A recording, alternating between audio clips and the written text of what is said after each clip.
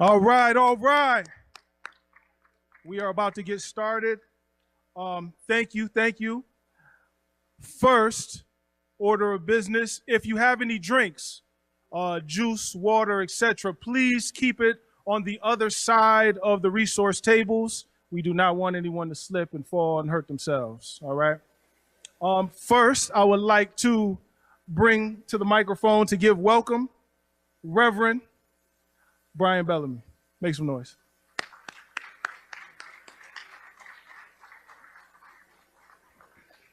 Thank you, Mr. Hawkins. Good evening, everyone. I'm Reverend Dr. Brian Bellamy. I'm senior pastor of Mount Calvary Baptist Church.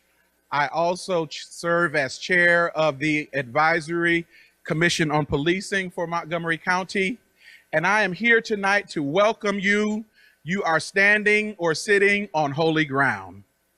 We are in the Lincoln Park community, which is one of the 40 original communities in this county where African Americans could purchase a home. This church was founded by former slaves and their children 122 years ago. And ever since that time, we have worked hard to represent Christ to the community in word and action and in service. And so we are very proud to host this event tonight. It is our prayer that you feel welcome and that we will have a very robust and productive discussion. You are welcome tonight, and on any given Sunday at 11 a.m., you are welcome to join us for Sunday morning service. The church that is here, say amen. All right, we turn the remainder of this event over to Mr. Hawkins. God bless you and welcome.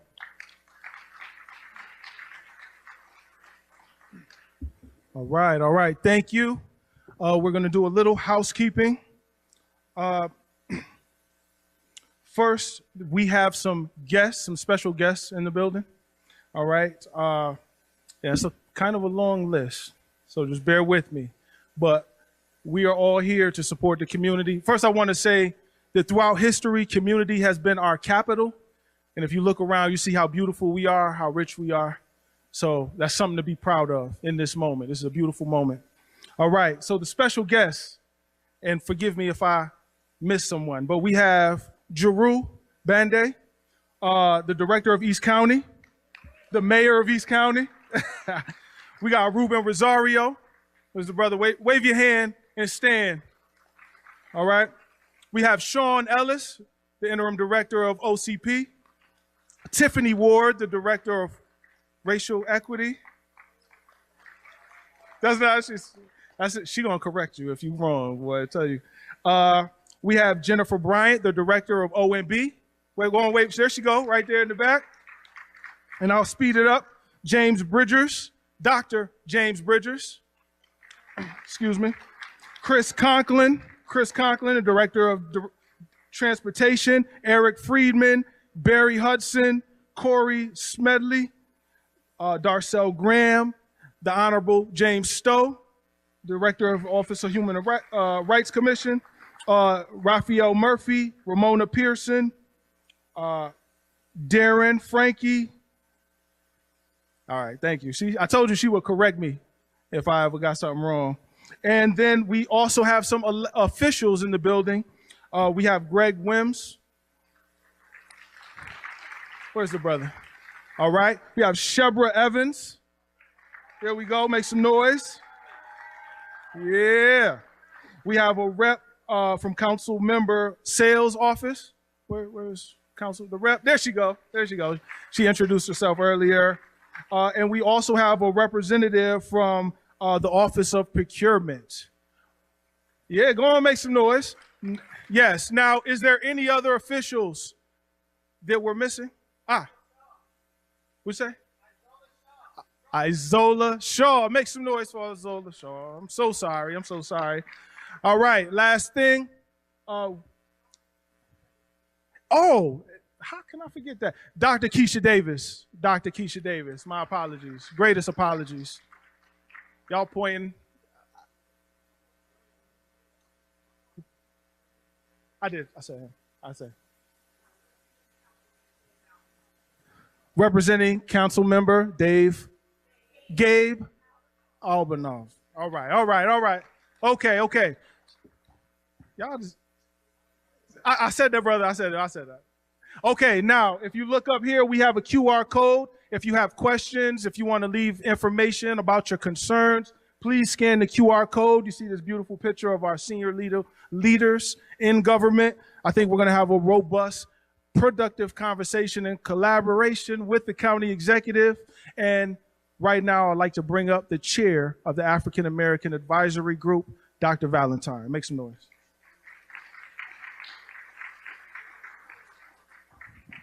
Good evening, everybody. I feel like saying praise the Lord. It feels good to be in the house of the Lord. It feels good to be in the house of the Lord. I'm Dr. Drina Valentine. I am a longtime resident as well as business owner based out of Silver Spring, Maryland. I feel like a little bit like Kamala Harris because nobody knows me.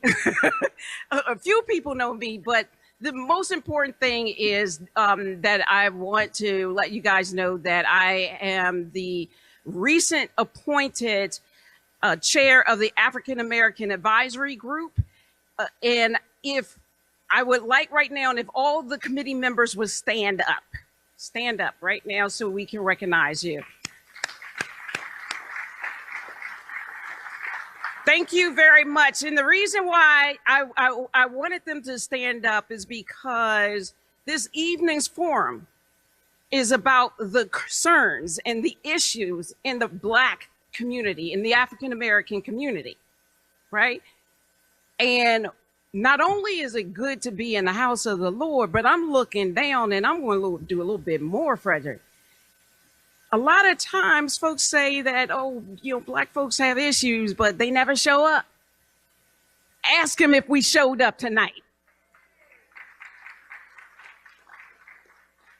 So this night is one of education. We're going to hear from our county executive about the budget for the next fiscal year. But at the same time, this is an issue. This is a time where you have the opportunity to come to the mic and ask questions, even the hard questions of our county executives, like, what are you doing for our community? If there is a specific concern, don't hold on to it, because the concern that you talk to your sister, your brother, your wife, your neighbor, your church member is more likely an issue that is affecting at least 25% of the people in this room, and that is too much. That is too much. So this evening, let's respectfully listen to what it is that's entailed in the budget. And then if it's okay with you, I want to get up and start us off in the Q&A because the African American Advisory Group has been getting together now every month for the first Thursday in the month. But and we would like for you to be there, because together our voice is strong. In this room, our voice is strong. Our presence say that don't take us for granted. We have a voice and we want to be heard. So without further ado, I'm going to bring up our distinguished county executive, Mark Elrich. Thank you.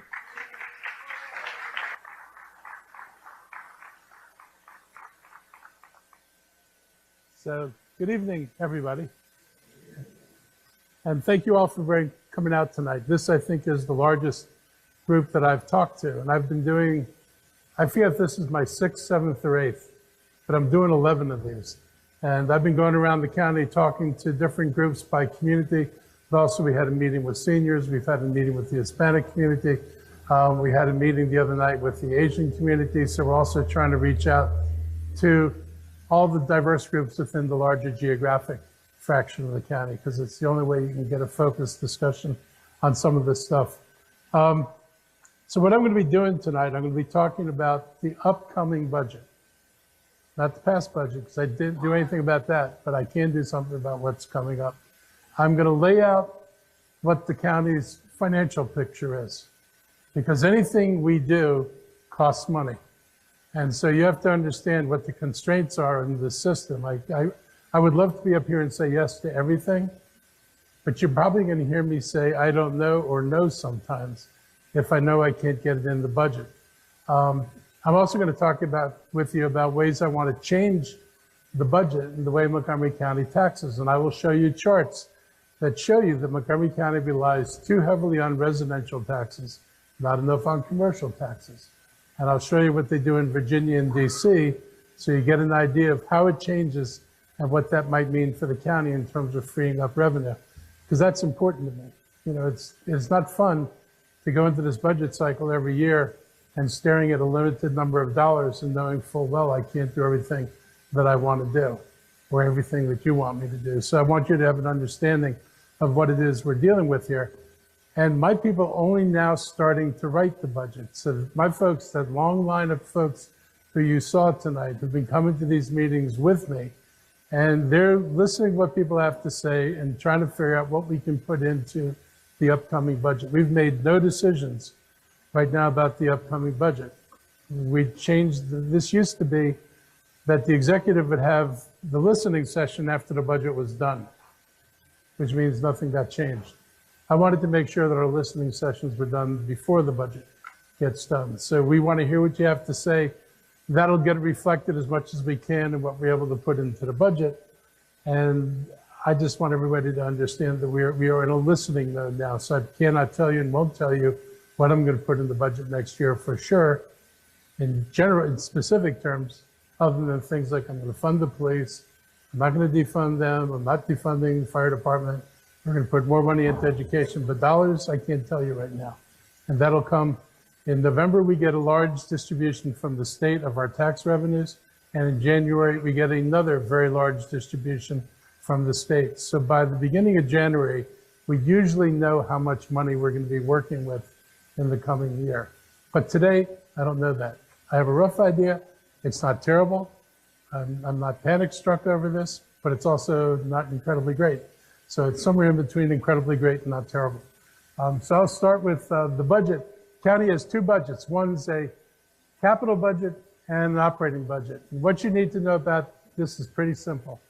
If it's a building, if it's a thing, if it's a truck, if it's a road, if it's anything that's a physical structure, that's in the capital budget. So we raise money. We have a capital budget that we spread out over what we can build in 6 years. It includes all of school construction. We have bond funding, which covers most of it, and we get some other funding, a little bit from the state and other agencies to help pay for it. The bigger part of the budget is the operating budget. The operating budget are the people you see. So if you see a human being, they're in the operating budget. And it's every police officer, every firefighter, every social worker, every doctor in a clinic that works for Montgomery County. All those people are in the county budget. The school system is outside the county budget, except we have to fund them, but we do not control them. And it's hard for a lot of people to understand, so I will spare you. Don't ask me if you give them all the money, why can't you tell them what to do? Because it's set up in a way that I can't tell them what to do. I can't line item any veto. I can't veto anything in the budget. I can't say I'd like to see this program and I want you to take that program out. I can suggest, I'm not shy, I've suggested things before, but I have no control over it. At the end of the day, the school budget is theirs. And then when the council gets finished with my recommendation, they make a recommendation, and that sets the limit on the dollars going over to the schools. And I'm going to talk a lot about schools because all of us should be concerned about the schools. Next. So these are the revenues that the county had. And I'm just curious, I don't need to talk into this, do I? Because you guys can hear me with this. Okay. Now I'm not fixed.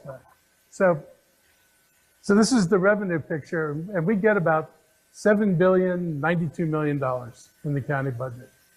And this is about $2.3 million that comes from property taxes.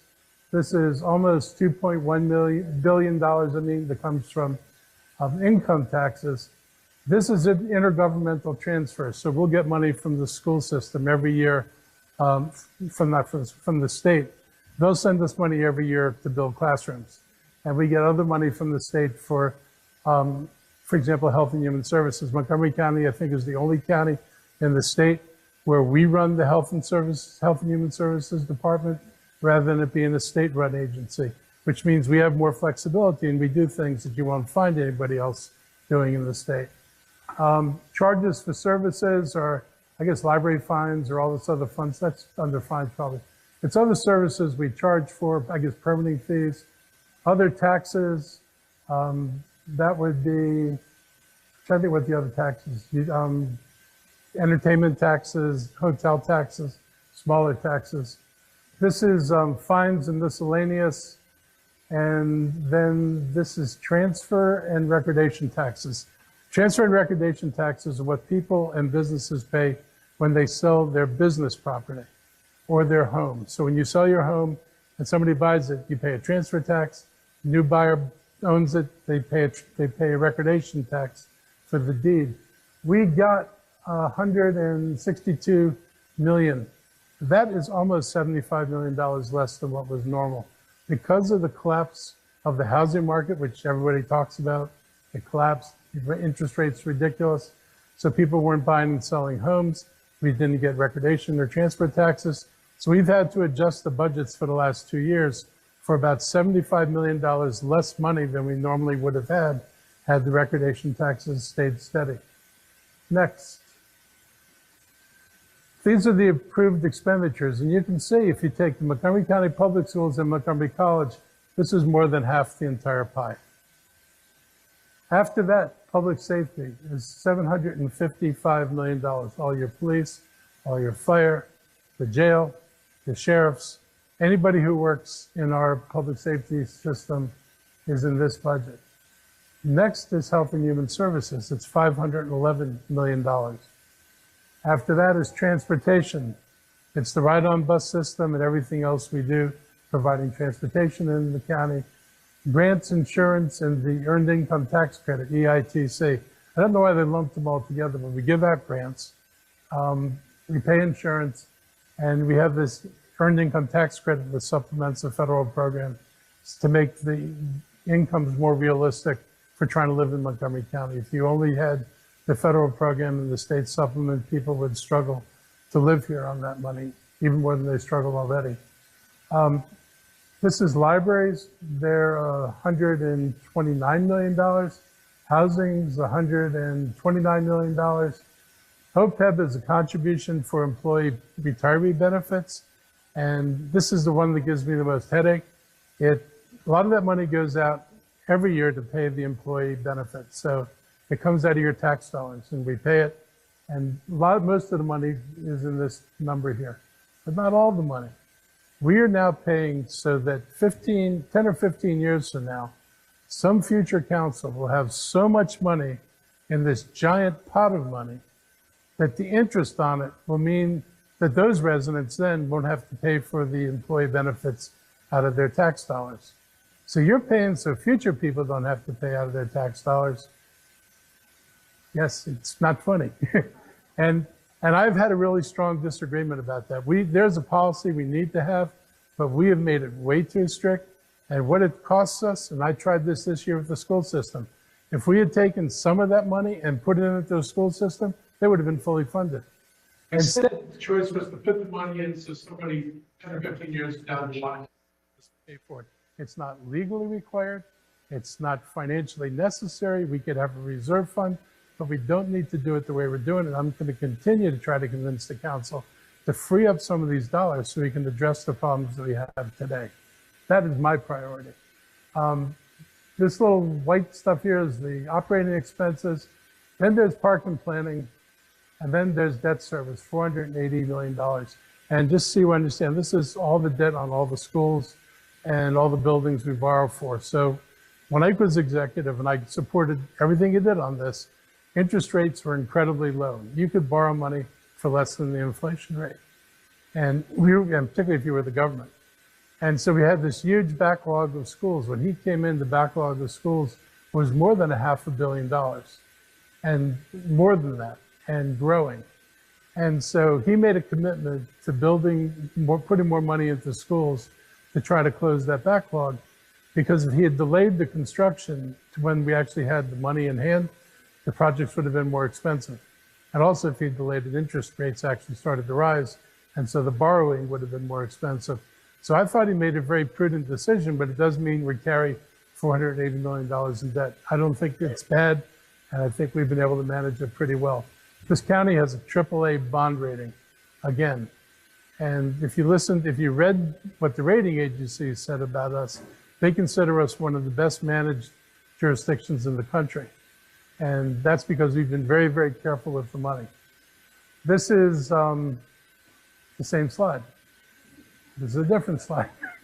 So this we wanted to consolidate it so you get just a broad picture. Here's education. Here's public safety.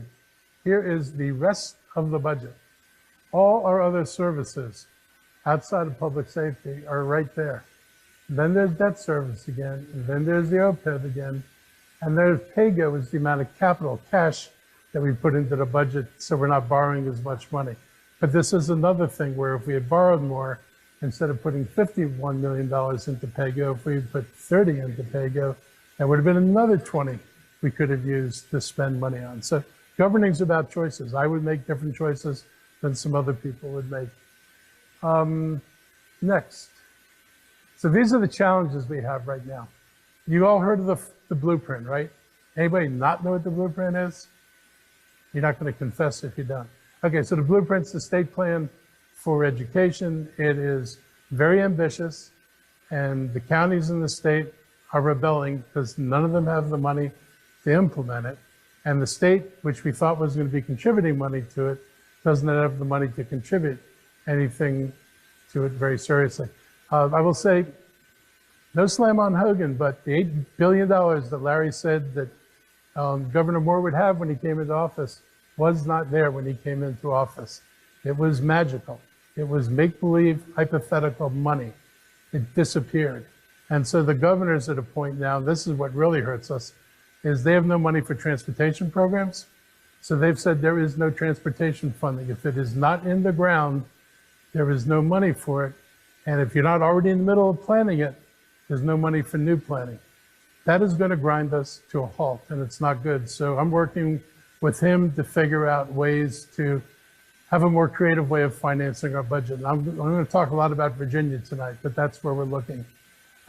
We have constrained resources. The income tax rate is capped at 3.2. Everybody has to pay 3.2. We're looking at legislation that one of the delegates is going to propose that would let you go over 3.2 for incomes over $400,000, require you to give a tax rate to people under that amount, to some of the people under that. We would not raise a lot of money, but we could make it more equitable and reduce tax. It would reduce taxes for about 90% of the people. Wouldn't be a lot of money, but it would be some money. Infrastructure demands. We never built our transportation system out. I'm going to harp on this again later, but without transportation, we're not economically competitive. We just cannot match Tyson's Corner. If any of you have gone over there and seen what they've done over there, and look what Montgomery County's done with no job growth here for 20 years, it all comes down to they made a decision that they were going to tax the private sector to build the best infrastructure they could build so they could attract the private sector to come to Fairfax County. And when we had the same choice to make, we said no. We don't want to do that because we're afraid the state will never give us any money, which of course was true. So we didn't get any money from the state, and we didn't put any money in, so we got nothing. And when you have nothing, you get nothing, which is kind of what we got stuck with. Inflation's been a pain. You guys are experiencing it as individuals. The county experiences when fuel costs go up. All our buses are more expensive to operate. All our buildings are more expensive to operate. Everything we buy is more expensive than it should be. We have this requirement for maintenance of effort. So the county has to pretty much spend what it spent last year on the school system, adjusted for population growth. So that means the budget can never go down. They're guaranteed that much money. So I don't have the ability as a county executive to recommend a budget that is lower than the maintenance of effort budget. And usually when they're asking for money, it's for things they really need. Most of the school budget goes into teaching. So 90% of those dollars are in teachers. We could fuss about some of the programs they've bought. I've got my complaints, but if all my complaints went away. I would not have enough extra money to solve the gap that the schools are dealing with right now. Real estate tax volatility, I told you about recordation and transfer taxes, then recruitment retention challenges. We're paying a $20,000 recruiting bonus for the police department. We are struggling to hire teachers in Montgomery County. We struggle to hire social workers. We struggle because government pay is lower than private sector pay. And people aren't just going to work for the government because they love it. They like to be paid well. And if the private sector outpays somebody for the same job they would do for us, they go there. And in some cases with the school wages, we're in really tight competition around the state. The state said all the counties have to pay $60,000 a year starting salary by 2026. We made it, I think, this year. When I raised taxes a couple of years ago, teachers were making $53,000. That is not enough to qualify for a moderately priced dwelling unit in Montgomery County. So a teacher could not get the only affordable housing unit that we produce in Montgomery County because they make too little money. Now they're going to be making 60, but so is everybody else in the state. So if I make 60 in Montgomery and I make 60 in Calvert County or Anne Arundel or Howard, Baltimore County, or the Eastern Shore, where you can live for less than live here, we're not going to be competitive. We're not going to bring teachers in unless we're over what the state minimum is going to be. So we're going to have to continue to raise. We're not going to be able to stay at the same level as the state. Next. This is just a diagram of what's messed up about transfer and recordation taxes. So the gray line is kind of like what the average would have been. You're a little bit below, you're a little bit above, little below, little above. Then here's where the council had given away, told the developers they don't have to pay impact taxes on top of metro stations. It blew a giant hole in our budget. So the council decided to raise the transfer and recordation taxes on all of you to fill the hole in the budget that they'd given away to the developers. And the project that it was, I don't know if you saw the project that was in the paper the other day at Strathmore. Anybody catch the price of the apartments in that complex? You were subsidizing $10,000 3 bedrooms, $7,000 2 bedrooms, and $4,000 1 bedrooms. That's what you're subsidizing. So we could get that kind of housing there. I'm not sure, they don't have to build the affordable in the first phase of the project. We'll see when it comes. Next. This is what I think is the most distressing thing about the budgets. This is, the gray line is, 2 gray lines are state and county money combined together. So in 2010, we peaked, these are adjusted for inflation, so we're talking about the same value of the dollar. We peaked at $22,800 per pupil. Today, we're at $20,600 and something dollars. Got any more definition on that projector? So we're down about, that would be about $2,000 per pupil. If you look at Montgomery County spend, I come in about over here, and I've been trying to ramp that up, but this is what's happened to us. In 2010, we were spending the equivalent of $16,300 a year. Now we're spending $13,300. We're spending $3,000 less per year in the county. So if you wonder why the schools are having trouble, why they don't have enough teachers, why they don't have aides in the classroom and all those things, it starts with this. If you spend less per pupil, you get less. This is not rocket science. You know, if they're paying for a bunch of executives and stuff, I get being angry. But what you're paying for is teachers. And teachers are the ones who do this job, and not paying them enough and not keeping pace with where we were 14 years ago now is pretty pathetic. Next. This is per pupil spending by jurisdiction. There's Montgomery County today. Montgomery County used to be at the top. At the top is, this is, where's the name on the thing? I think it's not Baltimore County. There's Howard, there's Baltimore City, there's Prince George's, all above Montgomery, Anne Arundel and Baltimore County below us. So I'm at a loss because the name has disappeared from the top there. But anyway, there are all these other places that are higher than us, and we're not anymore. And so other people chose to maintain these investments. We did not. Next. This is the problem with our borrowing. We borrow $280 million a year in bonds. So if you were buying something 5 years ago, 7 years ago, and you paid $280 for it, you wouldn't expect to pay $280 for it today. Inflation. Construction, the inflation has been higher than typical inflation. So our bonding has stayed absolutely flat, down to $280 million a year. Over 6 years, when I was on the council, we were spending $340 million a year. That's $60 million a year less, $360 million less over 6 years. And you wonder why we're having a hard time keeping up with school renovations and why we're having to look at tax increases to do things. Without being able to bond and without bonds keeping pace with inflation, you buy less and less of a school building every year. So the school you built, 10 years ago doesn't cost, well, it costs a lot less than the school you're going to build today if it's the same school. We need to keep pace with the money we put into construction, just like we need to keep pace with classrooms. Next. So this comes to my favorite topic, which is need for tax restructuring. Montgomery County's tax system was based on this being a suburban county, all residential. I moved to Montgomery County in 1960. I was part of a wave of people who migrated from DC for reasons that you all are perfectly well familiar with and moved into Montgomery County.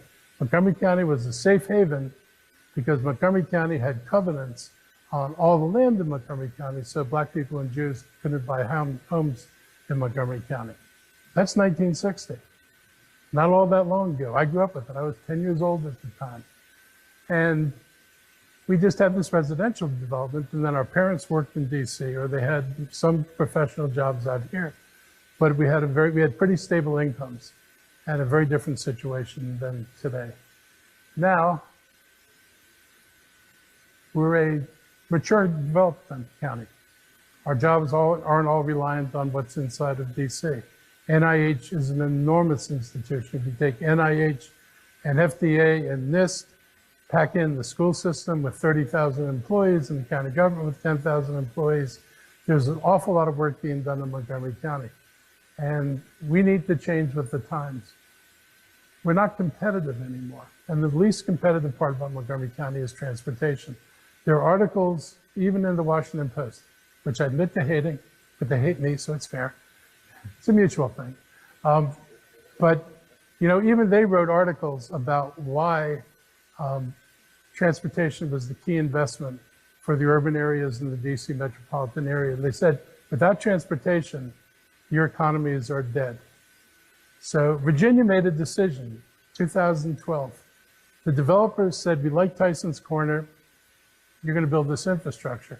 Fairfax Council said, no, because we don't have the money. They were stuck like we were. We don't have the money to build the infrastructure. So the developers and the Fairfax Council go down to Richmond, run by Republicans with a Republican governor. They asked Richmond to give them the taxing authority to tax the private sector, not single-family homes, but to tax the commercial sector to build infrastructure. That money couldn't be used for healthcare, couldn't be used for education, couldn't be done any of the nice things. It had to be used on transportation infrastructure. The developer said, tax us. Because with that tax, you will build and we will build a world-class transportation infrastructure. And if you look at Northern Virginia now and Montgomery County now, and you compare our transportation against us, who still have the red line, and that's it. And remember, the red line was moved to ferry people from the suburb into the district to work. It was never meant to serve Montgomery County as an economic development tool. It goes up Wisconsin, it goes up Georgia. There's no cross connectivity in the county, so people can't move east-west, they can move north-south on one side of, each of one side of the county. So we got stuck with a very bad transportation system, and nobody has been willing to tackle this, because every time you say, how are we going to pay for it? If you suggest that the private sector pay for it, the private sector, which spends a lot of money on political campaigns, make sure that they have always had councils that would listen to their concerns. I prefer to listen to the concerns of people who want to grow the economy here. We're not going to win this battle if we're not willing to do the kind of things that they were willing to do in Virginia. And all you got to do is look for them for proof. It's not like This is an abstract example. You can look at them and you can see everything that got built over here. You can look at us and see what isn't happening over here.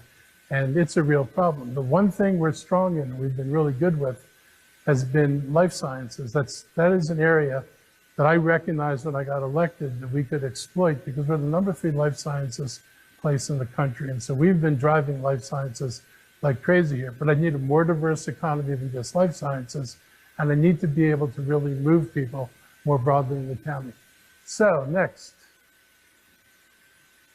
So these are the things that will probably shock you. This is District of Columbia. This is their commercial property tax. Commercial property tax goes up to $1.89 if your property is worth more than $10 million. If your property is worth more than $5 million, it's $1.60. Then it goes down to $1.04. Residential property taxes in DC are 85 cents. All you got to look at is 85 cents on residents, $1.89 on commercial property. That's how residential property taxes get lowered, by having a decent tax rate over here. Go to Fairfax County, since everybody talks about going to Virginia. Their base tax rate is about $1.20. Their special taxing districts in Virginia add 31 cents. Tyson's Corner has massive special taxing districts. Those special taxing districts put their tax in Tyson's Corner, Fairfax, over $1.50. Here's Montgomery County. We're $1.15, but 11 of it goes to the state. So the county only gets $1.04. So we're playing with $1.04. Fairfax is playing with $1.50. And DC is playing with $1.89. You get the idea that we can't build what they build. You want to be like them, and you want to aspire to be able to achieve what they've achieved, but you don't want to do anything they do. If that's the path we continue to take, then there's no way we narrow this gap. It's just not possible. It cannot happen. This is from the District of Columbia. All my numbers are other people's numbers. I don't ever want to be accused of picking my numbers. So this is from a report that DC does, and they rank the commercial tax burden in the region, and the highest tax group, this is for small corporations, highest tax group is DC, then it's Alexandria, Arlington, Fairfax, Prince George's, and Montgomery is the lowest tax. For large corporations, DC is the highest, then it's Alexandria, Arlington, Fairfax, Prince George's County, and then Montgomery County. So just ask yourself the logical question, why is everybody going to Virginia if our taxes are lower? It makes sense, right? Why would you go pay $1.51 in Tyson's Corner when you could pay $1.04 in Montgomery County? I don't know. It's because you got a major subway line that connects you into DC and a ton of jobs that are close to the river. They're building all kinds of transit in all the Northern Virginia counties. You can't go anywhere without seeing those projects. And Montgomery County has nothing to show for it. And that's a problem. That's what's got us in this box. That's what I'm trying to get us out of. Next. So, your questions. If you ask me a question, I've got my staff over there. I'm going to let them answer some of the ones because I cannot memorize everything, and I don't want to say something half. So if I feel like I want backup from my team, I'll let them answer some of the questions. But feel free to ask away. There are going to be 2 microphones around the room. And the rule is, if you try to grab the microphone, then I'm giving it to you. This is to prevent microphone domination. And so basically, they will hold the mic and you speak into the mic.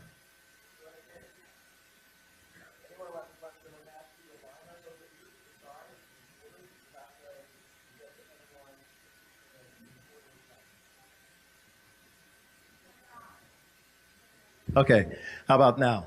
Okay, so what we're going to ask everyone to do in order to be fair to everyone, we're going to ask everyone to line up here in order so that we can ask your question. Make sure we come to you first come, first serve, so that way it's fair to everyone. Just stand over here off to this side of the stage, and we'll take your questions one by one.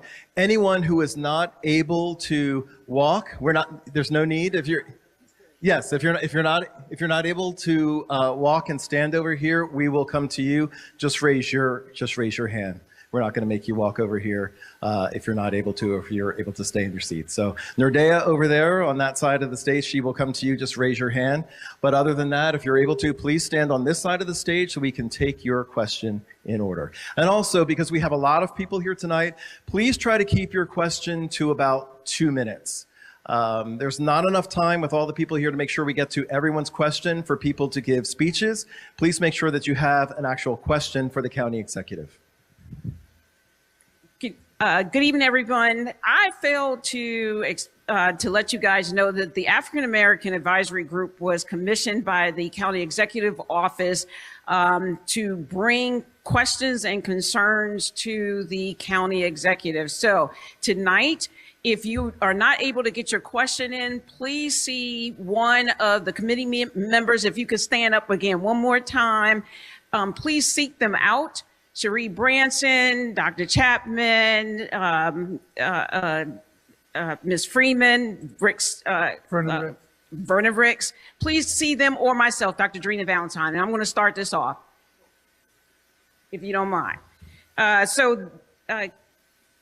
County Executive, thank you for the presentation. The African American Advisory Group is going to submit a report of recommendations that we've already discussed. However, my question tonight is, you stated the budget hasn't been finalized. Tonight, you're going to hear a number of concerns, most of which can't be resolved without funding. So what is going to happen with the questions and concerns that are presented tonight? Probably the same thing that happens every year. Some stuff makes it into the budget. Some things don't. Some things make it in part way, but not all the way. And we look at some things we're doing and make a decision whether something we're doing is not as valuable as something we could replace it with. Because I cannot print money. So at the end of the day, I've got the dollars that I have, and I have to figure out how to make them get where they go. If you look at our budget, if you take out the schools, which I consider, large social service that they provide to the county, and you take out police and fire, which nobody's going to want to take out, you're not left with a whole lot of money to play with. $450 million spread over all these different departments does not get us very far. So we will make choices. Hopefully, if we can change the tax structure, then I'll try to explain this as simply as I could. If I had a tax structure that paid for the transportation projects that were capital projects out of the budget, and I took it out of the budget and put it into a commercial tax, that would free up the tax dollars that are now paying for that, and would free it up to do other things. It would free up my cash in the budget, that the $50 million I'm putting into construction, I wouldn't have to put as much of it in there. So we're hoping that we can free up money in the rest of our budget by taking some of these things that's set in our budget and move them into the tax on the private sector like they do in Virginia. And whatever tax we do will still be lower than Virginia's tax. I'm not going to put myself in a situation where the same, particularly since we're trying to play catch up, we need to be under them.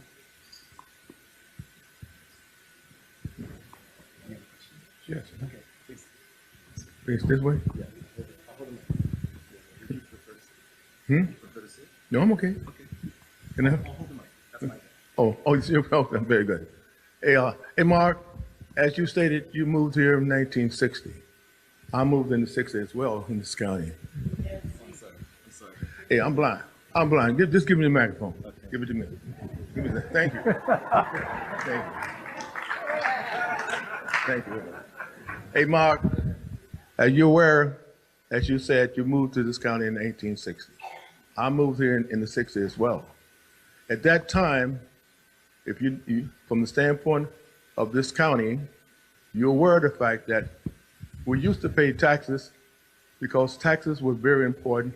You raised taxes, and when the majority in this county was white, you'd have no problem of raising taxes because the school system needs taxes, the county needs taxes money. But now, because you're no longer in the majority in the school system and so forth, and also from the county standpoint, we're getting older, people saying they don't want to raise taxes. The only way you can keep up with anything is raise taxes.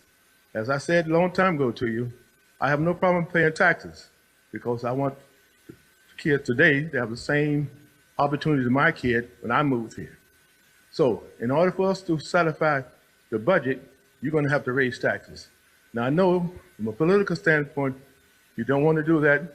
Why don't you raise taxes, put it in your budget, and so we can fight for what we need. So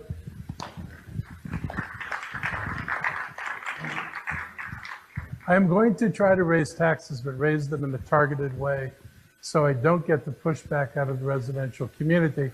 And because the commercial community would understand all the money they get, since it's not going to any social programs, is only going to go to build transportation and infrastructure that benefits them. My hope is if economic development really works, they benefit, they build more, then we get more taxes on corporations and on the incomes that people produce. And that's the way we'll get the money. It's not as quick as a direct tax, but I'm not sure there's an appetite for a direct tax. And you're right in your analogy. I think about Prince George's County. Prince George's County has a trim amendment. The only reason they got the trim amendment was the white people pulled all their kids out of the public schools. They created all of these private academies all over Prince George's County. And as soon as they'd removed the white population from the public schools, the white council, put a tax limit on the county that has left them hostage to this inability to raise taxes, because the white people wanted to make sure they weren't going to pay taxes for kids in black schools. That's what it was. And any of you old enough to remember this and knew that I was a kid growing up, and I was in high school when this nonsense was going on. I was at the University of Maryland. That's what happened over here. And that's what happened over there.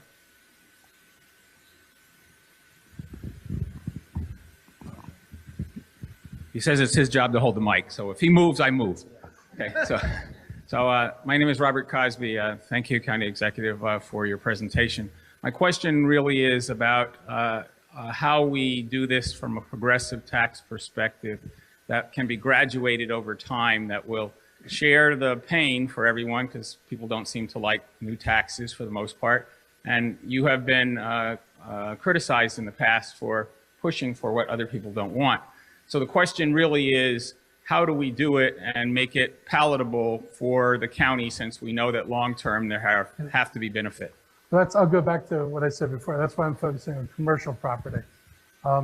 Commercial property, they know the benefit they got. The fact that in Virginia, you've got to remember the same developers in Montgomery County develop on the other side of the river.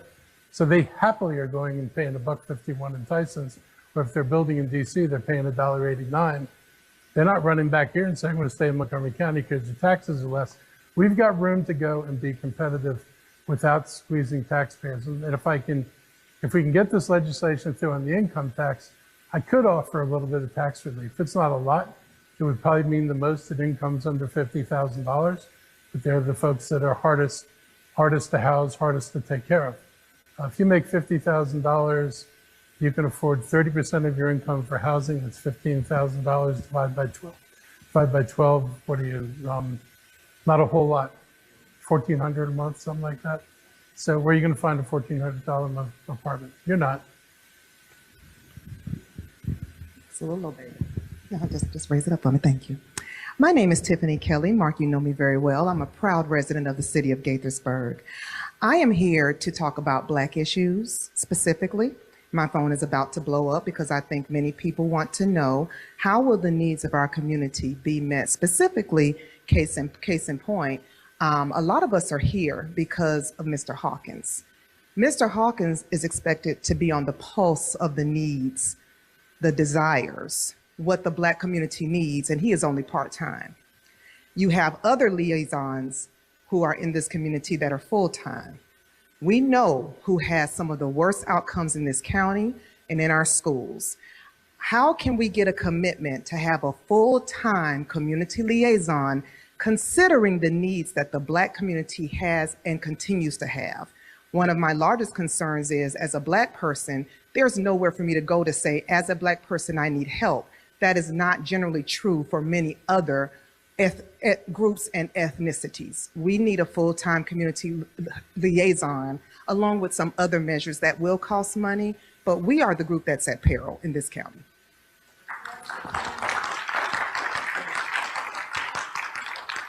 So one little correction and just a general comment. The liaisons that are not part-time have other jobs in the county. So they're half-time as liaisons and they're half-time not.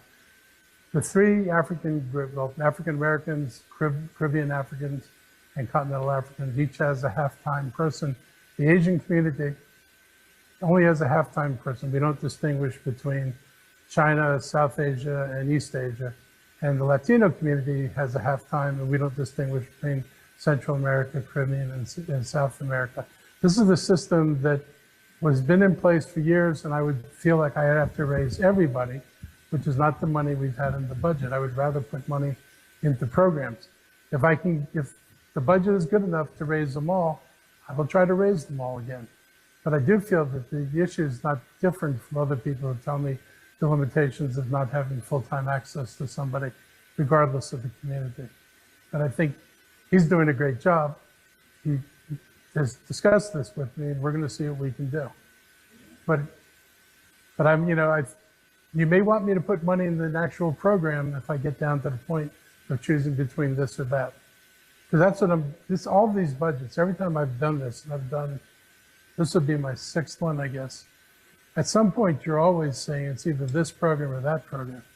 And there's nothing more depressing. And I've done this every budget. Looked at a list of things that were on the list of what I was going to put in the budget. And when the final numbers came in, I'm the one that has to take them out. It is horrifying to be that person to say, I'm not giving money to this, I'm not giving money to that. So I hear you. I will try to deal with it. But I also want to make sure we put maximum money into programs because that's where the kids are going to get the most help. Okay. I hear you. Good evening, Mark. I do want to just echo also the Caribbean American Advisory Group with full-time liaison. But this evening, Mark, I'm here. Thank you for this opportunity. I'm here representing the Montgomery County Black Collective.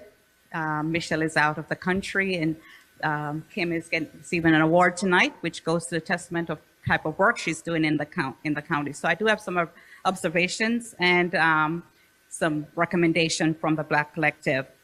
The Montgomery County Black Collective conducted a series of small group dialogues with African Americans, African and Caribbean business owners, and there is a consensus that the county is a good place to do business.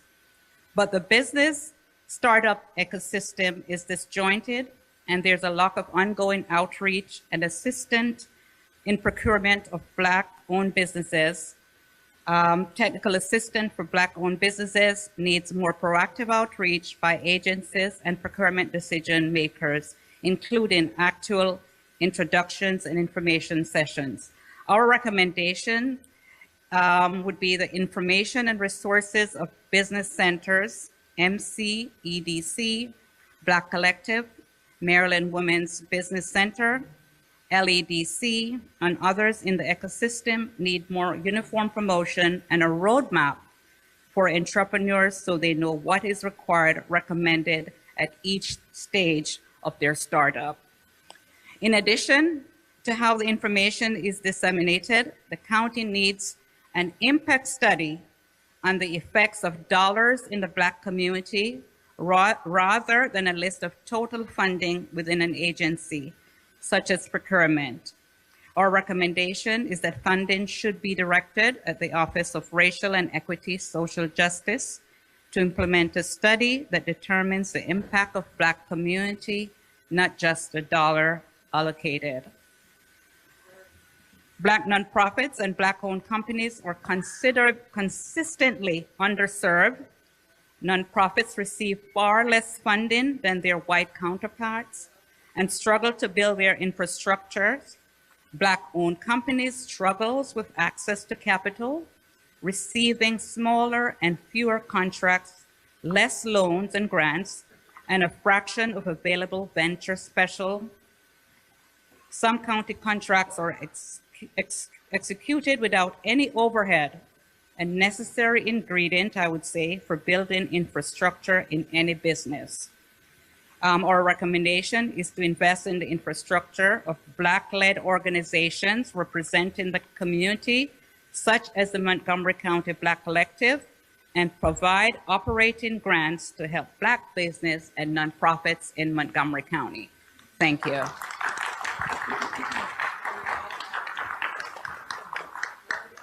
So I think a lot has changed over the last couple of years, particularly coming out of COVID. We have a business center that we did not have when I came into office. And we now have business centers in all the regional services areas of the county, and their job is to work with local small businesses, including minority small businesses. I know that Ash Shetty in the procurement department has worked explicitly with local small businesses and with minority businesses. I've been to workshops where they target those populations. And if we're not publicizing enough or doing enough to let people know what we're doing, then we've got to do a better job of letting them know when those things are happening. I think that your other question, which was the first one around, not that, but what was your first, where did you start on the beginning one?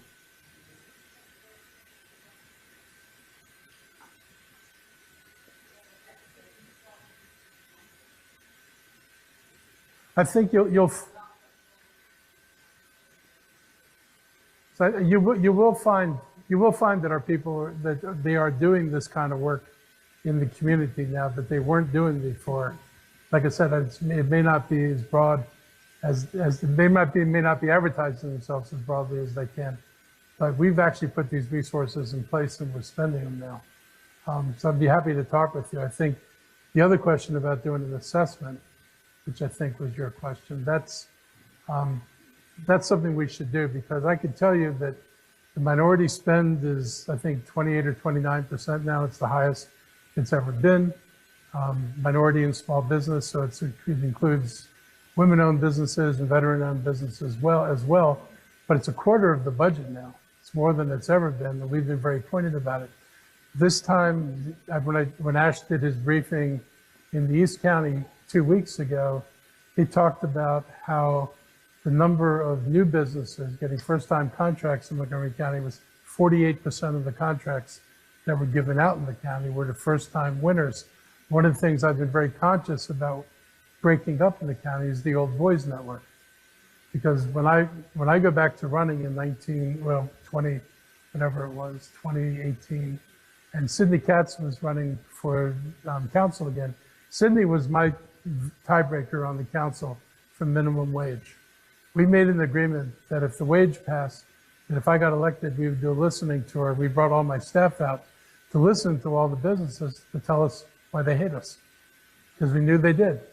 And we wanted to know why we were so difficult. And so we've made major changes in procurement, made major changes in permitting. Rabia Samikan, who I stole from Rockville, has done an amazing job changing the way that department operates now. And we were very conscious of wanting to make sure that people never got contracts here, got contracts. And so when I walked into a room full of minority business people, and they were there to learn about how to bid, they're only there because the word is getting out that you can actually win a contract here, which is not what you heard if you heard 6 years ago. People would have said, give up, it only goes to those guys. So we are moving on that. I agree, Mark, we're moving, but as you can tell, this is, Yep. from the response, this is a consensus of most of us. And we want to know more. So we'd love to sit down with you and talk some more about that. Yeah, we want to know more about it. We want to know about the impact, like money, where the money goes and how it impacts the community could be two very different things. Thank you. Just a reminder, we have a lot of people in line here, and to make sure that we do get through everyone in time, please keep your questions to 2 minutes and not give a speech. Have an actual question for the county executive. No problem. Thank you. Good evening, County Executive. My name is Brooke Holmes. I am the president of the Potomac Valley Alumni Chapter of Delta Sigma Theta Sorority Incorporated. I have a membership of 189, and of that, about 60% of my members are over the age of 62, so are considered senior citizens. So though I have questions in all the areas, and many things have not been touched on, I do want to focus specifically on the senior gap. as we call it, the senior gap.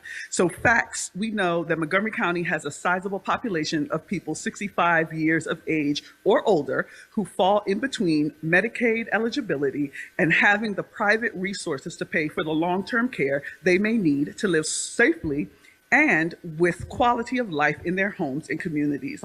And this is what they call the senior gap. So specifically, I don't think I've reached my 2 minutes yet. Specifically, my question, oh Lord, give me 1 second. I still got time, I promise. All right, my question with regard to senior gap is, does the budget include plans to fund or expand programs to support seniors who want to age in place or to address the senior gap? So I would say we have money in the budget and we'll continue to have money in the budget to deal with people wanting to age in place. We've got a program for that. We've got a program to even find if you want a roommate to live with you so you can help spread the costs. We've got a program that does that. So those things we can do. Whether the county is ever going to step in and fill an insurance gap, I think that's beyond the ability of the county. I mean, the number of seniors we have and the size of those gaps is enormous. And I would wind up not being able to do much else. This is really a job for the federal government.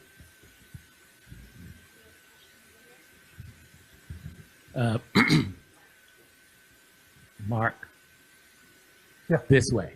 Up. This way. Thank you for wanting to do something about property taxes. I pay 10 times more than what I paid when I lived in California because I live in Montgomery County. And LA is not cheap. But I'm here to raise a question about the hiring process.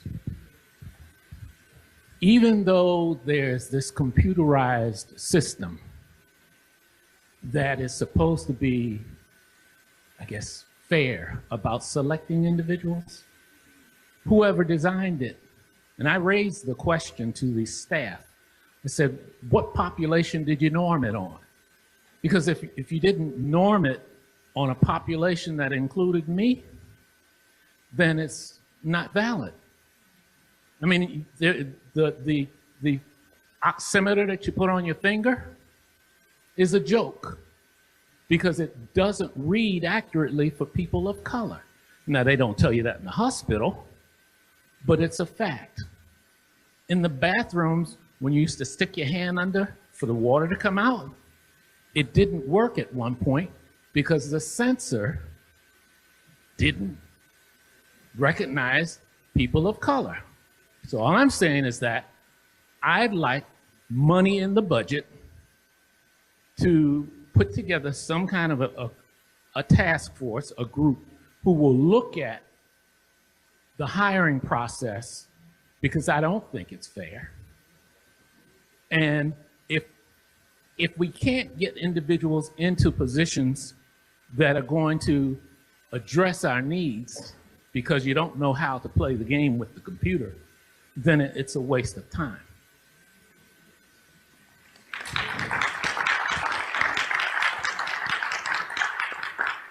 If you look at my staff, it's pretty diverse. But if you look at county hiring, 29% of county employees are African American. The African American population is 21%. So they are represented in the county, and they're represented at all levels in the county. So I'm not sure what you're identifying as a gap. Mark, it's just like, you can look at the numbers and say we've got 20-some% or whatever. All I'm saying is that the process, the selection process, is flawed. So no matter what the number is, if the selection process is flawed, it needs to be corrected. That's all I'm saying. Well, if you give me some suggestions about what you think, I have my own ideas about flaws in the system. Well, it has to go back to the computerized system, which no one could tell me how it was normed. And if it was normed on white folks, then it doesn't apply to me. What goes in is what comes out. If you don't understand how to build the program, the algorithm so that it includes me, then I'm excluded automatically. And you can still get your numbers. That means people are getting jobs. No, through the it system. means that people who are qualified are not getting jobs. That's what it means. Okay. If you want to sit down with me and get more specific about what you think is not right and how things are scored, I'm happy to have the discussion. Like I said, I've got a couple of things on my own list.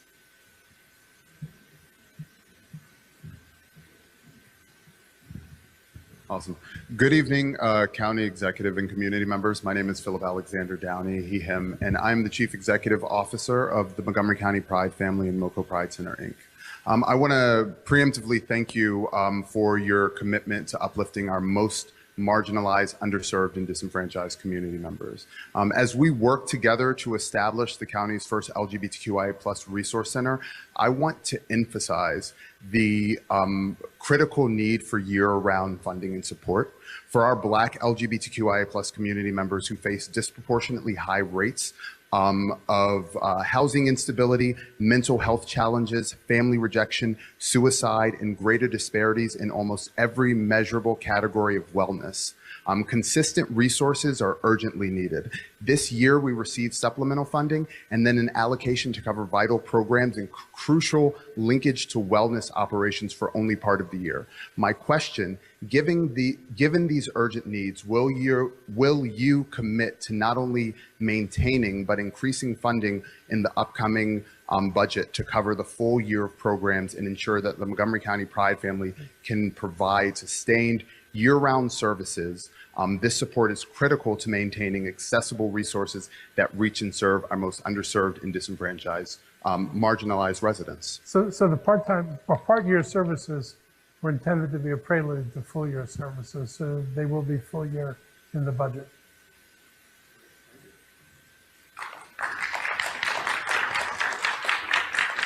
Hey, Mark, it's me again.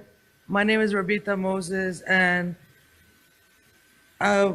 when you mentioned that you have people that work for you, it's very diverse, that's like a white person saying, I have Black friends.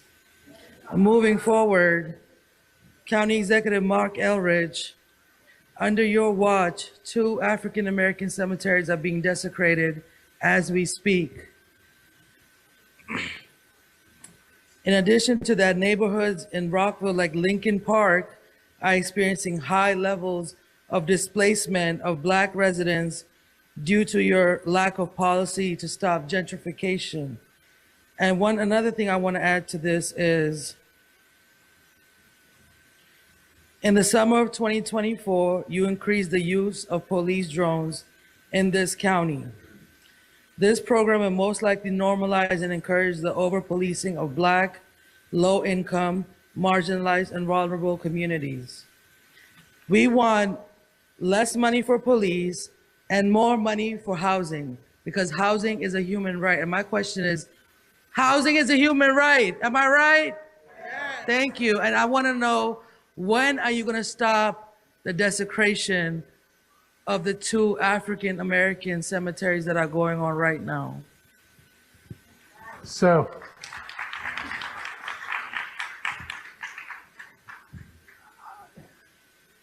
I don't know where to start. Drones, they work. They help protect people. The cameras are not on the ground until they're over a suspect who they are called to respond to. We have a drone program. It's now I think we're up to 4 drones now. And if there's a police call, then the drone can get there faster than a police car can get there. And the drone has been able to get to cases, been over the case, been able to identify a suspect and follow a suspect until the police can catch the suspect. I am not in favor of letting people who beat people, rob people, or any of that other stuff walk away from it because I can't respond fast enough. The drones are being used in a way that protects people's civil liberties. They do not fly on the ground and film people. They don't do any of that. They're over on the scene. When they're on the scene, the cameras comes down.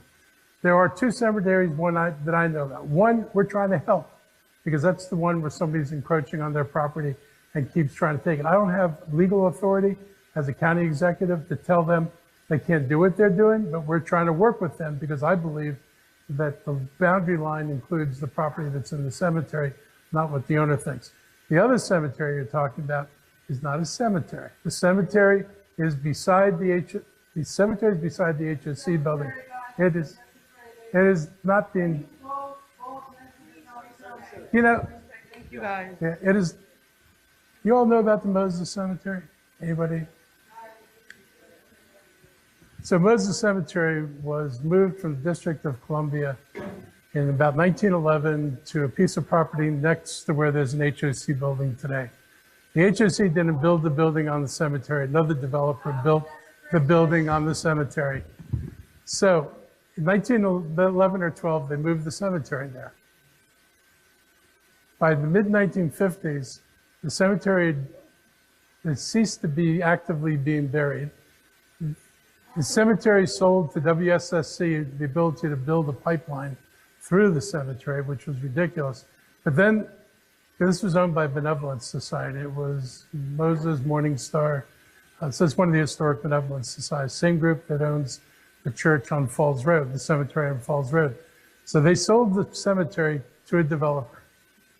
This is around 1960. The developer scrapes the property in order to build an office building. And it's not HOC, this was done by a previous owner. So he scraped the property. He either piled the bodies up against Westport Avenue and then graded it for where the driveways goes down, or some people think he took the bodies, put them in a dump truck, and sent them far away. But this is all around 1960. It is today the driveway that is next to the HOC building on the cemetery. I agreed with the cemetery people that it should be, we should certainly memorialize it. You can't take away the driveway because it's the only access into the apartment building, but you can memorialize it at the back part of it. There's a second parcel, which is part of the cemetery, and that they don't need to park on at all. So I told Park and Planning, I don't want you putting your park through there with a trail. I want it set aside, unearthed from the asphalt and made into a cemetery. So that's where the cemetery is. It's in the maps, it's in the stories, and everybody knows that's where the cemetery is. The people we've talked to from the other Moses Cemetery know about this cemetery, and they wrote a letter saying the cemetery is the piece of land next to the HOC building.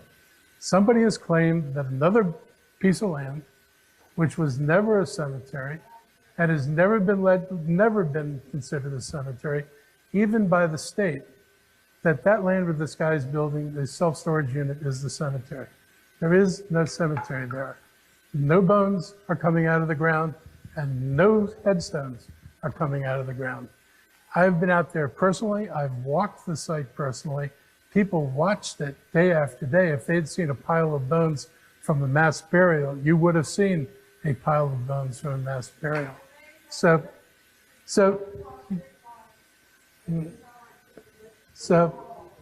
just so you know, I mean, it is painful to talk about this because it should be memorialized.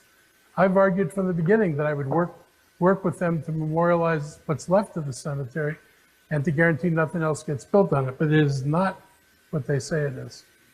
All right, we have a question over here.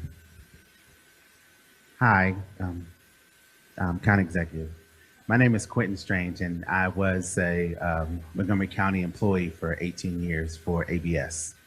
After COVID, I lost my job, for lack of better terms. And at that point in time, I was needing public assistance. And I went to the Germantown HHS for assistance. And that building was, the employees there were less than friendly. And the service that I got was less than admirable, to say the least. And it has continued on through today.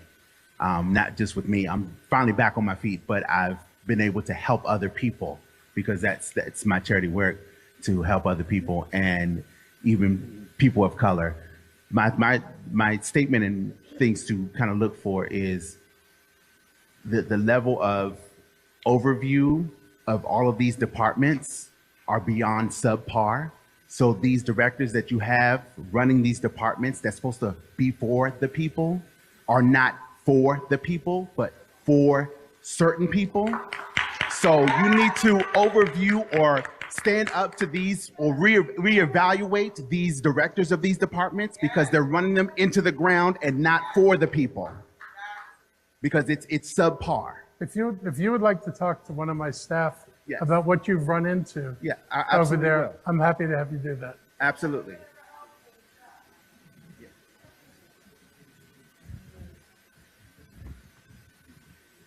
Hello, good evening, county executive. My name is Nicole. I have a question for you.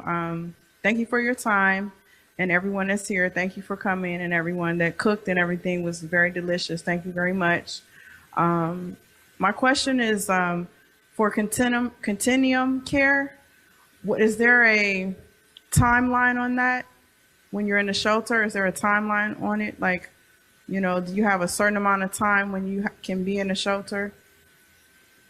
I don't know if there's a limit. I know people have been in shelters for a pretty long time. Dr. Bridges, do you know if there's a timeline?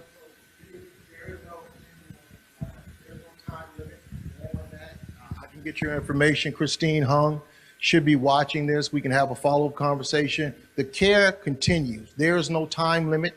There is no term to that. So if you are experiencing some challenges with that, then come see me. Let me know. We can have a conversation. And let me just back up, Mr. County Executive, because as the director of the Department of Health and Human Services, I take what we do very seriously. So, sir, we can have a conversation. If someone has not respected you because that's not our intent, I'm here to speak up. I'm not that director that sits back.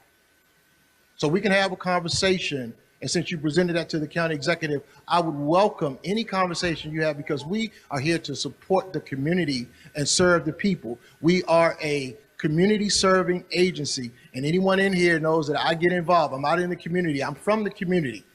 So when I feel that someone is being disrespectful, it is my job and obligation to follow up. So let's have a conversation after this. Thank you.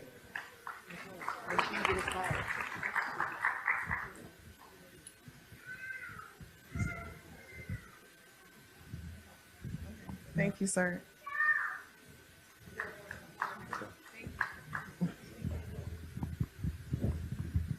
Thank you, Mark, for being here. My name is Jeremiah Pope. I've attended many of these forums. I actually brought my son in here today. I actually picked him up from karate. So I have a couple of questions, but I know I don't want to linger on anything. We have a lot of Black small business owners here in this audience who are very, very successful and that are willing to help you navigate the challenges that we're having from a fiscal standpoint. Time and time again, we read about jobs going in up to 70, jobs going in other parts of the corridor. So what I'm asking for you is that maybe we need to figure out how can we get more jobs, particularly with Black people, African Americans, in the eastern part of the county and in Montgomery County in general.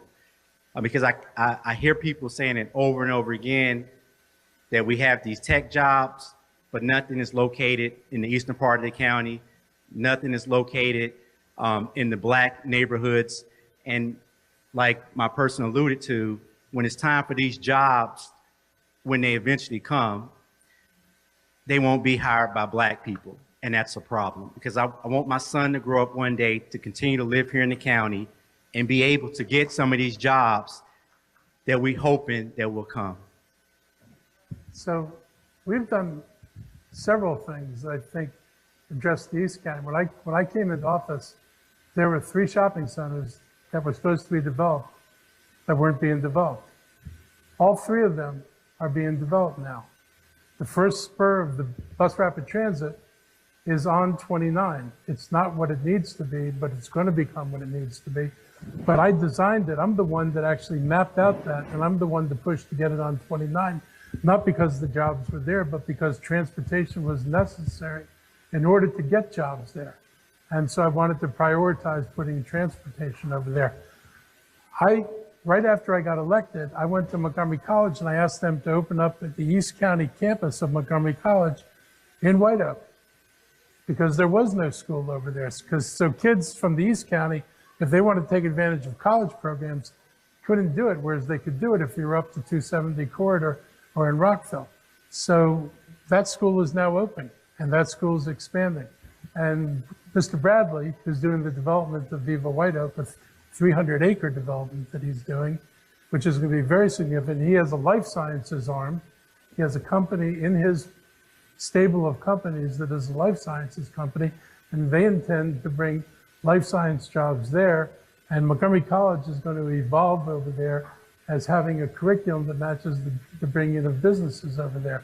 I've been very conscious about trying to put together the pieces of what would make the East County work, getting people the retail they want, getting housing built in the East County. Again, we've had some of the first big housing developments go in over there. So I think you're going to see the things you want are starting to happen. Mr. County Executive, by the way, we also do have Anthony Featherstone, who is the Executive Director of Worksource Montgomery. He's in the back there. If you could just stand up, and hopefully we could connect him with Mr. Jeremiah Pope to really talk to you about the collaboration between, as the County Executive mentioned, Montgomery College East County Education Center and Worksource Montgomery. Thank you. And so what we're hearing today is that we'll be able to have some form of mechanism to track the fact that if X amount of jobs come into the eastern part of the county and or the county, we'll see a growth of more Black people getting some of these jobs. That's the only thing I'm concerned about, because I know the data and it doesn't really show that. I know the data, which is why I focused on getting the 3 stalled projects unstalled. I didn't stall, they were dead in the water until I came in. The time is now 8:40, so we do ask again if you can keep your question to about 2 minutes and to actually have a question. We are running short on time, so just please make sure you have a question for the county executive. We do have one question over here as well. Oh. Thank you for coming. My question, I want you to think about this in a different way. From your point of view, the county has had some serious shortfalls in terms of the last few years, but clearly we have done well in some areas. Can you explain to us where we're doing exceptionally well and how that has allowed us to perform, or should I say overperform? That thing, I think that sheds light on where we need to prioritize. That's why I've tried to focus. And my first projects were on the East County. If you want to look at the first thing I did was engage every developer who couldn't get their project moving and personally put myself into the negotiations and got the projects moving. Because it is not good that the county turned the East County into the place where they parked all the low-income housing and wouldn't dare put the same kind of housing they put over there into the Bethesda area. You know that, I know that. So I've been trying to deal with that since I got elected, and I'm going to keep doing that. It's a priority. Yeah. Hi, I'm Shanita Sinclair. I'm a mom of 3 in the county, and also a member here at Mount Calvary. And I'm sorry. I'm Petronella Barrow. I'm the program coordinator for the Maryland Sickle Cell Disease Association. And so what we wanted to talk to you about is we heard about underserved and needy populations, but the sickle cell population is a very needy population in this county. We've heard about how wealthy this county is. Yet the care offered for sickle cell patients, especially adult patients, is abysmal. So we are seeking a commitment from you for that population to stand up a sickle cell clinic dedicated to treating people with sickle cell that live in this county, so they don't need to travel outside to DC and other places to get care. And I would just point out to you that the same situation existed in Prince George's County 2 years ago, and with the support of the county executive and the county council, and specifically allotting funds for that type of clinic. There is now a clinic in Prince George's County. So can we count on your support to help stand up a clinic in this county so that people like me who have children with sickle cell don't have to move out of the county when they become adults because there's no care here offered for them. Keisha, should I ask you about that one or should I ask Dr. Bridges?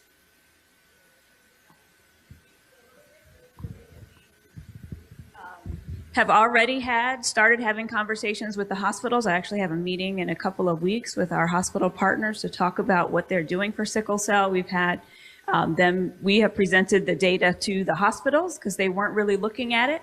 And we've asked them to share their data back with us at HHS and starting to have the conversations about what can we do? What does care look like? How can we improve it? The things that they've done in the past are really around patient education, and we know that patient education is enough. Patients already know that they're in pain.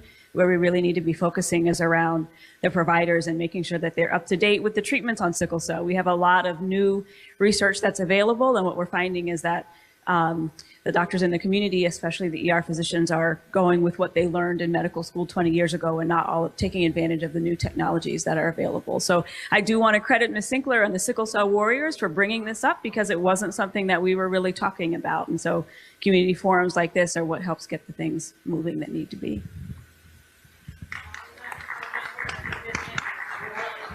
I'm not hearing a commitment that we're willing to invest in a center for that population. We're not willing to invest in a center for that population. I'm not hearing a commitment to. She's told you where we are. She told you where we are in the process, and I imagine that means it's going to lead to us providing support or a facility. But I don't have a proposal.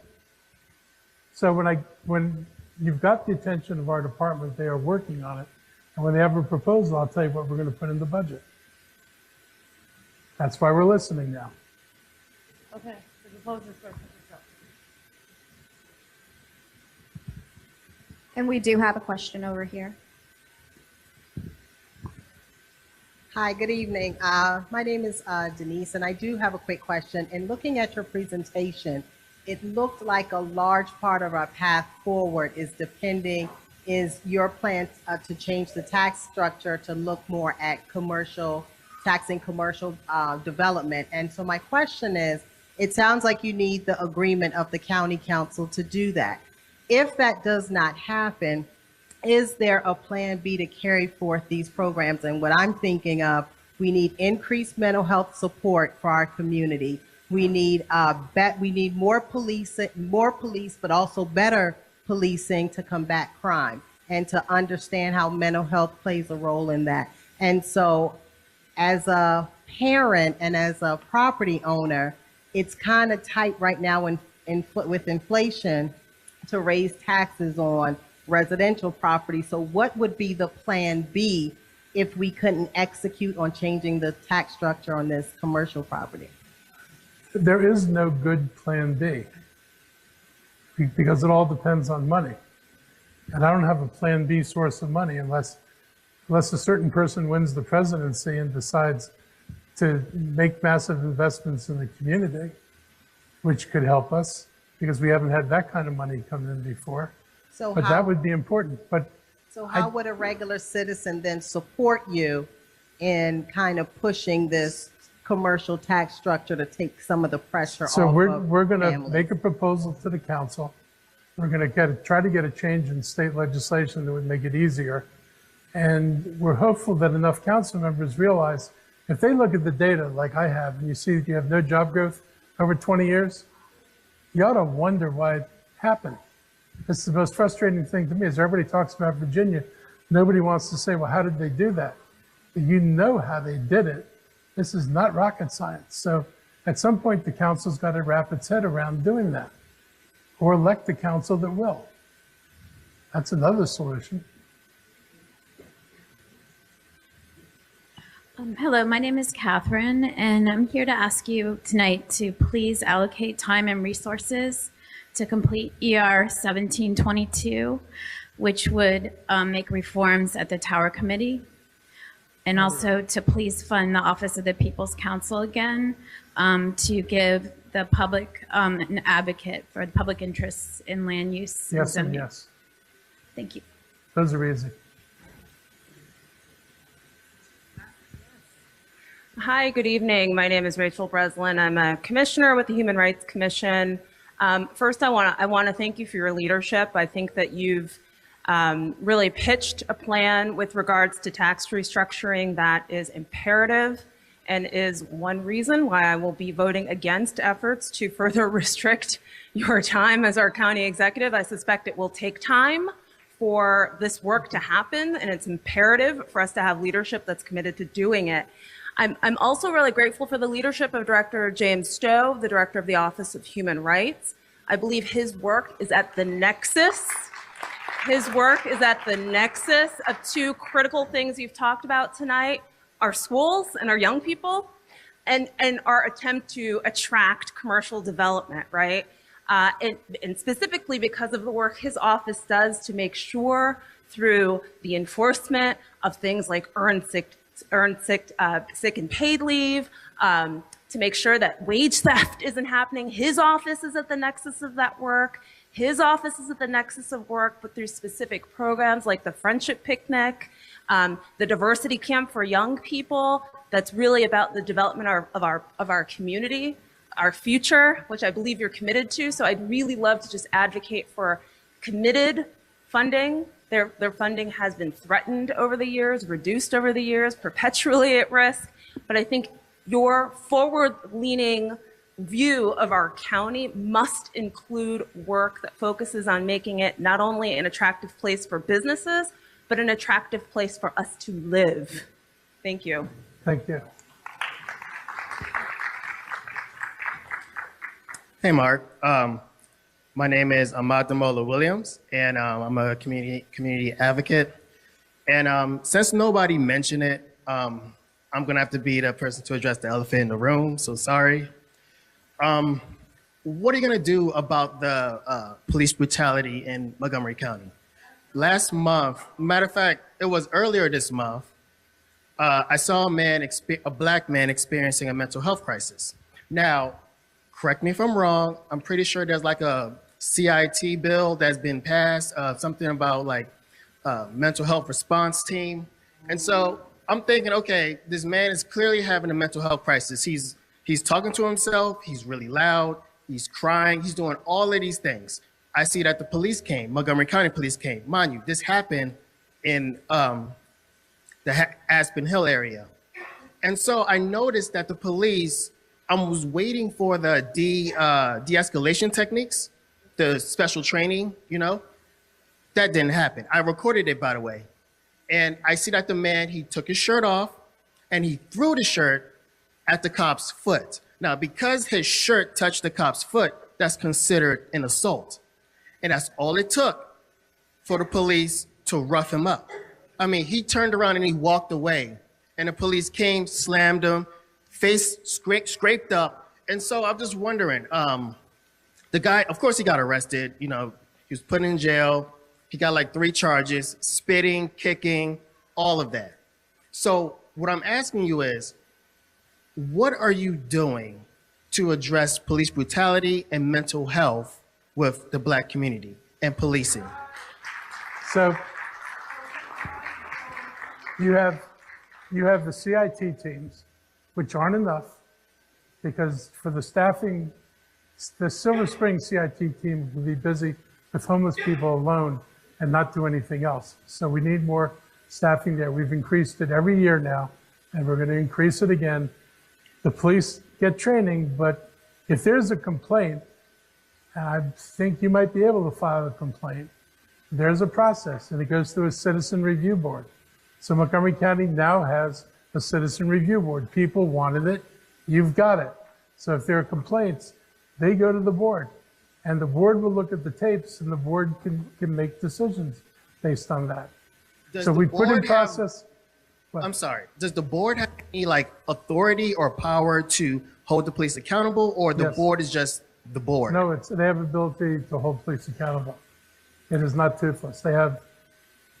That's why it was a challenge to get it. And in this response team that you said is slowly growing, can you invest in it? Who's in charge of helping it grow? We invested in it. That's why we grew it to the number we've got today, but we're going to grow it again. We know we've got to have multiple teams out of each station. Thank you. And we have one addition. Just to address that, the Police Accountability Board is another area which citizens can actually make complaints.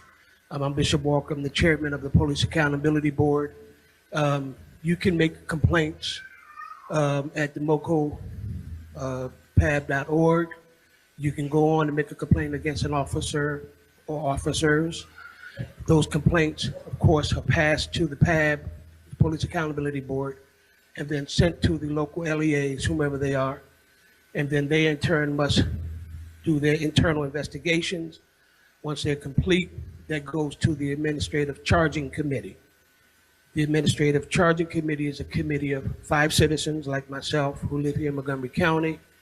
And we review those investigations and from there determine whether there is a violation of policy, and from there move to what would be the administrative decision or adjudication on said charges if they are found after reviewing the investigations. So again, the PAB is another way where you, a citizen, can make a complaint and oversight for the police department. That is not true. That is not true. I am. Hey, Okay. could you, Excuse me, it's now 8:55, Mr. County Executive. I'm going to do him and I'm going to do Reverend Moultrie, Okay. because I think he's there for a question. Good Or a evening. sermon. Good evening. Thank you very much.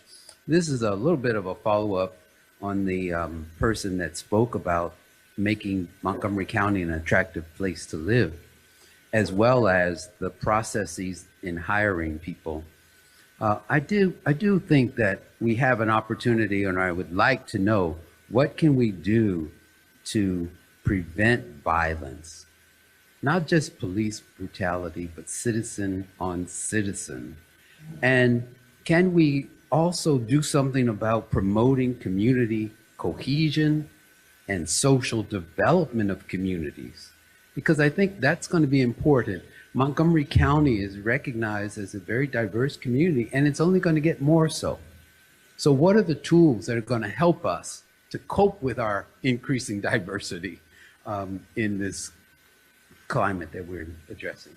I think one of the things we've done is that the county actually has events, public events, that celebrate lots of different cultures, lots of different activities.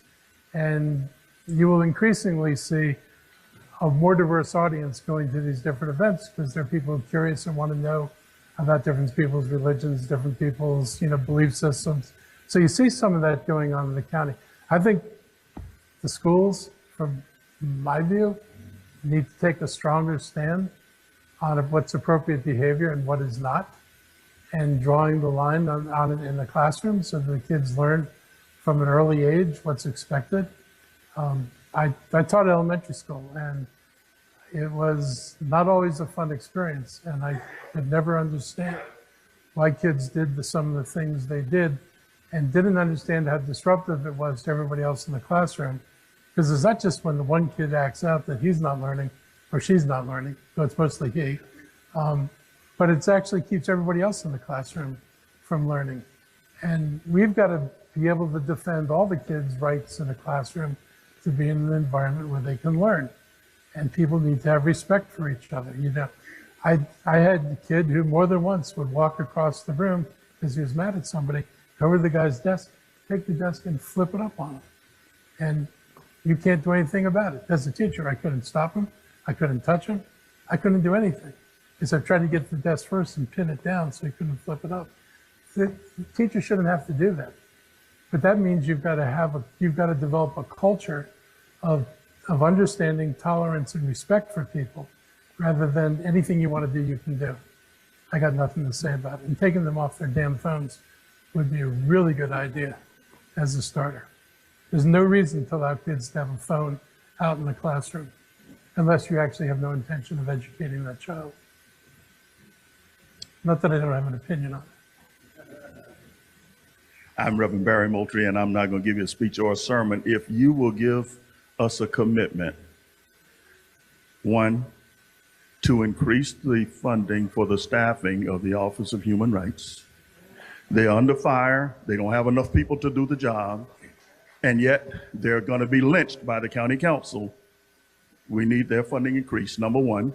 Number two, we need your budget to reflect the priorities of our community. So we have students, we have children that are at risk because of mental health crises and drugs and violence. And we need an enterprise approach to addressing that, to all of those needs, so that we help our children. We just need a commitment from you for your budget to reflect those priorities. I have tried to fund social programs, as you know, as heavily as I possibly can. At the end of the budget last year, the council I got 12 pages of cuts that were made by the council in a non-public meeting where nobody knows where they voted. These were all social programs. I'm going to go back in and continue to put social programs in that reflect the needs in the community so we can provide with these children what we need. If you've listened to me, particularly on the legal issues and this desire to lock kids up again, we need facilities to treat kids. We don't need facilities to lock them up. We do not need to criminalize the behavior of young people. We need to get them into an environment where you can teach them a different way of doing things. And our current approach is now they're not putting them in jail, but they're also sending them home where the parents say, I have no control over my kid. And then the kid goes out and steals another car the night he's gotten home from jail, and there's nothing you can do. We have got to give ourselves the tools to help these kids and invest in it. And the Office of Human Rights, I actually like the report because whatever it showed in shortcomings shows that it's because the place got de-staffed. And so it gives me a good reason to adjust the report by restoring staffing levels in that department. So I will use that as an excuse to restore staffing levels. Well, thank you. So last thing I just want to ask is, in looking at tax restructuring, does the county charter allow for the county to go to like a flat tax rate? You'll have a lot more money to provide the social service programs and all that you need without the cumbersome. So we've got a flat income tax rate, but it's capped at 3.2%. And so I think we all know that. Not talking income tax rate. Which tax? Of overall flat tax rate. On everybody in the county. No. The county won't let you. We're allowed to have an income tax. We're allowed to have a property tax. Okay, thank you. Okay. We have So- one last question, if that's okay. It'll be quick. It's Vernon, sure. Thank you, Mr. Executive. Having served time as an elected official, we have given you a heavy agenda this evening. And you have served one term. There's no way in heck that you could take our agenda and complete it or get into it in one term, one more term. On the ballot this year is a question A, which says that they want to limit the county executive term to 2 terms. That's 8 years. If we, and it is now three terms. They push one through the last election or Right. so. So if we wanted to get executive change, we can go to the poll at any time and vote. You got to learn to vote up or down. So I'm encouraging folks not to vote no on question A on the ballot. And if during the next term, if the county executive does not do right, then we know how to go to the polls.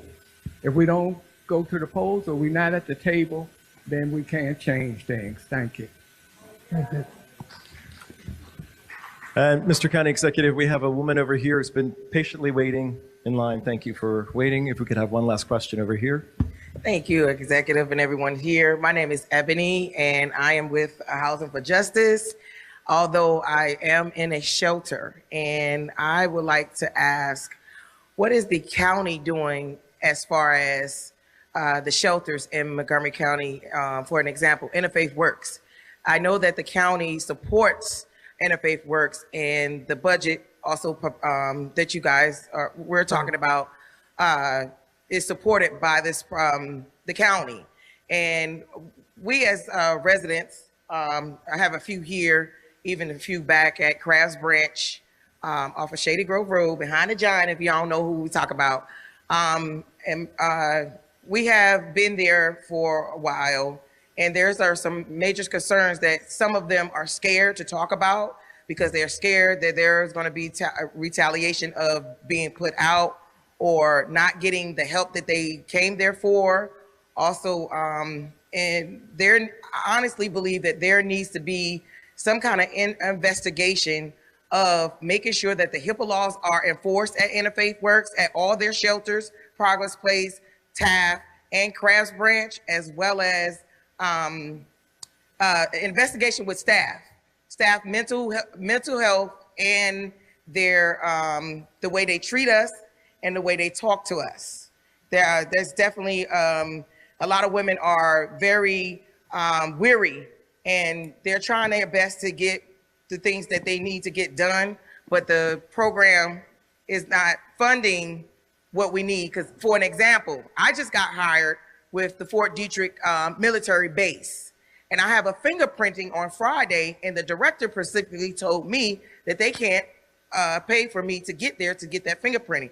Although me getting this job and doing the necessary steps for this job will help me to get into my apartment, as well as move forward in my life, so I won't be in the shelter or won't, I can be able to help, come back and help someone. So what is the county doing as far as, making sure that this shelter is really beneficial to the those who are homeless and in need of the service?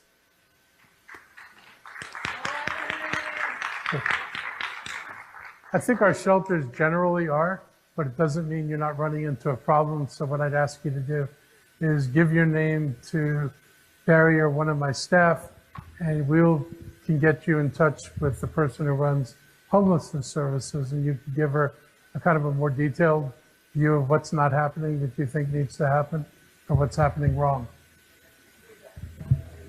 Right there. Mr. County Executive, good evening, everyone. This is also a hybrid meeting. We have some attendees online. We got several questions. It's 9 o'clock. One last question. Yes, how will the needs expressed in tonight's forum be translated into the proposed agency budgets submitted to you? What accountability measures are in place to make sure that each agency is asked to show their community engagement work when justifying their budget proposals submitted to you? I guess each agency discusses where their money's going, and we've got a racial equity office that reviews all the budget proposals. So we've got kind of like the general, like you've got to tell us how you're going to spend the money. We also have a review by our own internal racial justice group to make sure that it has an effect or is being done in a way that's consistent with what we want. All right. I think that's it. Round of applause for the county exec. Round of applause for yourself. This is not it. Please go meet the agencies, the leaders, take a card, and let's continue to build community together. Also, special shout out to Councilmember Kristen Ming.